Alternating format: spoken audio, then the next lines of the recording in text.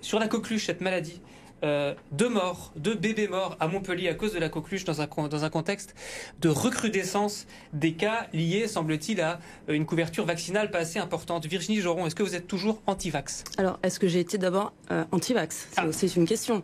Vous ne l'avez jamais été donc? Je n'ai jamais été anti-vax. Par contre, je suis attachée aux libertés et à la transparence.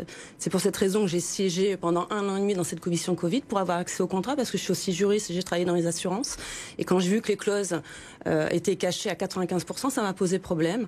Et puis, je trouve que c'est regrettable d'appeler les gens qui se posent des questions des anti-vax, parce que j'ai rencontré des victimes qui ont appliqué cette stratégie vaccinale à la lettre et se sont retrouvés avec des effets secondaires de manière directe ou indirecte, avec des enfants qui ont perdu la vie. Et donc, j'estimais que cette question devait aussi être posée au Parlement européen. Et à ce jour, nous n'avons pas réponse. Et à ce titre, je trouve regrettable effectivement que vous repreniez cet anathème alors que c'est pas justifié. Je pense qu'autour de cette question, il y a un vrai sujet à débattre, surtout dans l'avenir, puisque les faits sont là.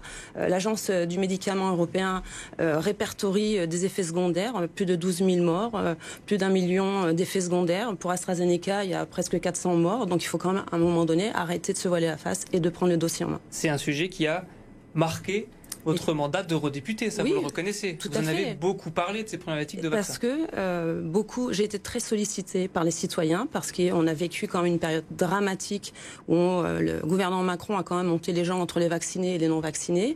À un moment donné, on applaudissait les infirmières, le lendemain, on les a chassées de leur métier. On a pris des mesures liberticides qui n'étaient pas justifiées à mon sens. Et à ce jour, oui, il y a encore des cicatrices.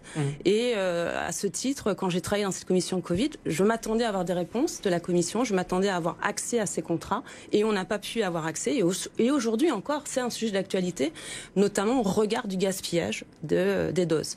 71 milliards d'euros de contrats qui nous engagent jusqu'en 2027. Il n'y a plus de pandémie, mais par contre, on continue à payer des doses. La France, premier acheteur de doses, 260 millions de doses, alors qu'il n'y a que 100 millions de doses qui ont été injectées. Donc on se retrouve aujourd'hui avec un gaspillage énorme et on va sans doute en parler dans ce moment où on nous demande la sobriété aussi budgétaire. Eh bien, c'est malmené que de continuer à commander des doses, notamment via Bruxelles.